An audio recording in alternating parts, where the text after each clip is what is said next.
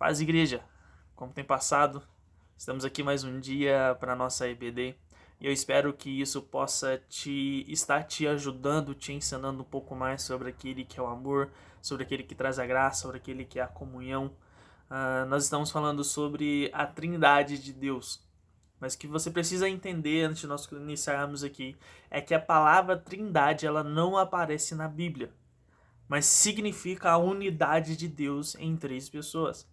Pensa no seguinte, como funciona essa unidade de Deus? Seria 1 vezes 1 vezes 1, que no final o resultado seria 1. Então, são três pessoas que existem em uma só. Então nós estamos falando sobre essa trindade na Bíblia, sobre como Deus se apresenta na Bíblia. E nós falamos sobre como essa trindade ela aparece no Antigo Testamento e como ela aparece no Novo Testamento. Então se você tem uma dúvida, se você quer ver, se você quer entender alguma coisa, volte alguns vídeos atrás e você vai ver lá sobre a EBD, sobre o Antigo e o Novo Testamento, sobre a trindade de Deus, certo? E hoje, irmãos, nós precisamos falar um pouquinho mais sobre a Trindade. E há três coisas que você precisa entender e ter claro em sua mente, certo? Primeira coisa, Deus é três pessoas.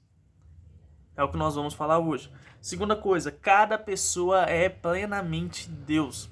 Terceira coisa, há um só Deus. E quando nós falamos que Deus é três pessoas, nós estamos falando de três pessoas distintas. E isso é importante nós entendermos. Porque essas pessoas, por exemplo, quando nós vamos olhar para o Evangelho de João, capítulo 1, versículo 1, vai dizer: o Pai, no princípio, era aquele que é a palavra, ele estava com Deus. Então, ou seja, a Bíblia está mostrando para nós que Jesus é distinto do Pai. Jesus possui uma característica e Deus possui uma característica. Quando ele diz estava com Deus, então, ou seja, Jesus estava ali ao lado de Deus. Então, ou seja, pessoas distintas no mesmo lugar. Em João 17, 24 vai dizer: Pai, quero que o que me deste estejam comigo onde eu estou e vejam a minha glória. A glória que me deste porque me amaste antes da criação do mundo. Então, seja, o Pai dá uma glória para o Filho. Então, seja, pessoas distintas. E quando nós caminhamos mais sobre a Bíblia, nós vamos ver que também que Jesus ele atua como advogado dos pecadores diante de Deus. Olha só, 1 João capítulo 2, versículo 1. Meus filhinhos, escrevo-lhes estas coisas para que vocês não pequem.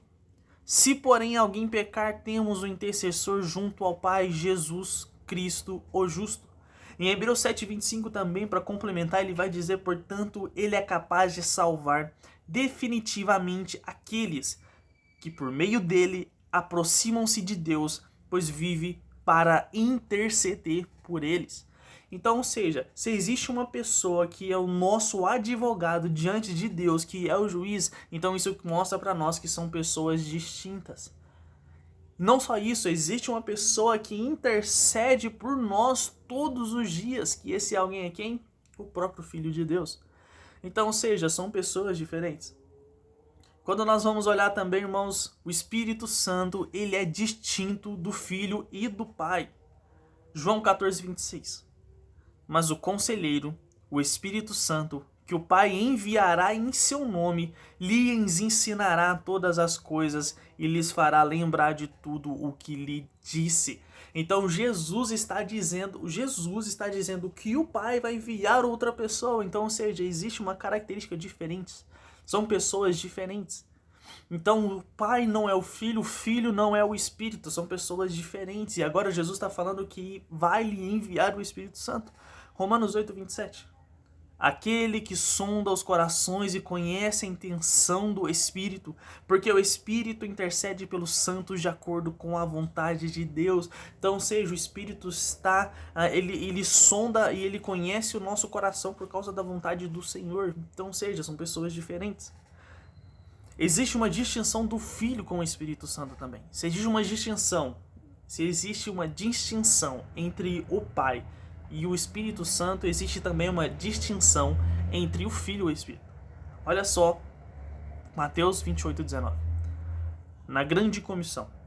Portanto, vão, façam discípulos de todas as nações, batizando-os em nome do Pai, e do Filho, e do Espírito Santo. Por que Jesus ele não diz, vai e batize em nome de Deus? Não. Ele vai e diz, vá e batize em nome do Pai, do Filho e do Espírito Santo. Porque Jesus entendia que são 3 pessoas diferentes, que atuam em uma só, mas são pessoas diferentes. Mas eu lhes afirmo, João 16, 7, mas eu lhes afirmo que é para o bem de vocês que eu vou. Se eu não for, o conselheiro não virá. Então, ou seja, a Bíblia está mostrando para nós que Jesus está enviando o Espírito Santo, ou seja, pessoas diferentes. E algo que nós precisamos entender, irmãos, que é importantíssimo em nossas vidas. Nós não temos... Algumas pessoas não têm a dificuldade de olhar para Deus como pessoa e nem para Jesus como pessoa pelo fato de ele estar... pelo fato dele andar aqui na Terra. Mas muitas pessoas têm a dificuldade de olhar para o Espírito Santo como uma pessoa. Irmãos, muitas vezes nós usamos Jesus, o Espírito Santo, como um poder, como uma força. E isso é um erro muito grande para nós. Por quê? Porque se nós usamos Jesus como algo, nós estamos falando que ele não é uma pessoa.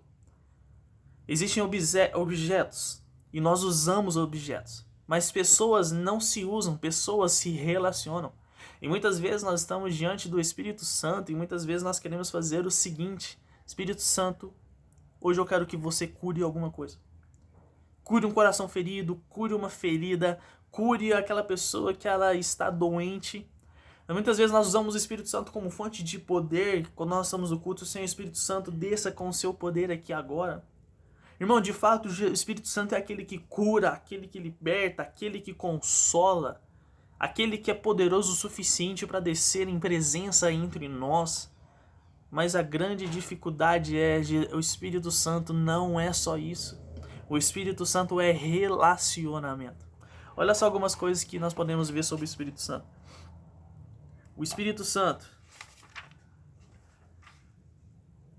Santo, ele nos ensina, ele dá testemunho, ele intercede ou ora em nome dos outros, sonda as profundezas de Deus, conhece os pensamentos de Deus, decide conceder certos dons para alguns e outros para outros, proibir ou não permitir determinadas atividades, falar, avaliar e aprovar e proceder sábio e se entristecer diante de um pecado de um cristão. Então, ou seja, o Espírito Santo é uma pessoa e quando nós olhamos para a pessoa, elas existem características nelas. Então nós deveríamos nos relacionar com o Espírito Santo assim como nós nos relacionamos uns com os outros. E olha só que eu gosto muito de um texto, 2 Coríntios 13, capítulo 13, versículo 14, que diz: a graça do Senhor Jesus Cristo, o amor de Deus e a comunhão do Espírito Santo seja com todos vocês. E aqui está falando sobre a pessoalidade de cada um dessas pessoas da Trindade. Primeira coisa que ele vai dizer é a graça de Senhor Jesus Cristo. Quando nós olhamos para Jesus, nós podemos compreender um pouco do que é a graça. Porque foi em graça que nós fomos salvos pelo sacrifício de Jesus. Jesus, ele não merecia morrer. Jesus não merecia a cruz. Jesus foi o único nessa terra que não pecou. Mas ele, em favor, ele nos deu um presente. Esse presente foi a nossa salvação. E nós conhecemos essa como uma graça. Quando nós olhamos, vai dizer o amor de Deus. E muitas vezes nós entramos em contradição em nossos pensamentos, porque nós olhamos para o Antigo Testamento e nós vamos dizer que o Deus do Antigo Testamento não é o mesmo Deus de amor do Novo Testamento, não. A lei também é amor. Se ele diz para você não adulteres, é porque ele não quer que você destrua a sua família e a família do próximo. É uma lei para que você cumpra em amor. E a terceira coisa que ele vai dizer também é que o Espírito Santo seja com todos vocês. A comunhão do Espírito Santo. Irmãos, o que nos faz ter comunhão com o Pai e com o Filho é o próprio Espírito Santo. O que nos faz ter comunhão com o próximo é o Espírito Santo. Então você quer ser cheio do Espírito Santo, irmãos? Me mostre na sua comunhão com Deus, me mostre na comunhão com o Filho, me mostre na sua comunhão com o próximo, porque o Espírito Santo tem o poder de nos fazer viver em comunhão um com os outros. Amém? Na próxima semana nós vamos aí voltar com o vídeo, nós vamos falar sobre cada pessoa ser plenamente Deus. Amém? Espero vocês, Deus abençoe vocês, que Jesus esteja sempre no centro. Amém? Deus abençoe.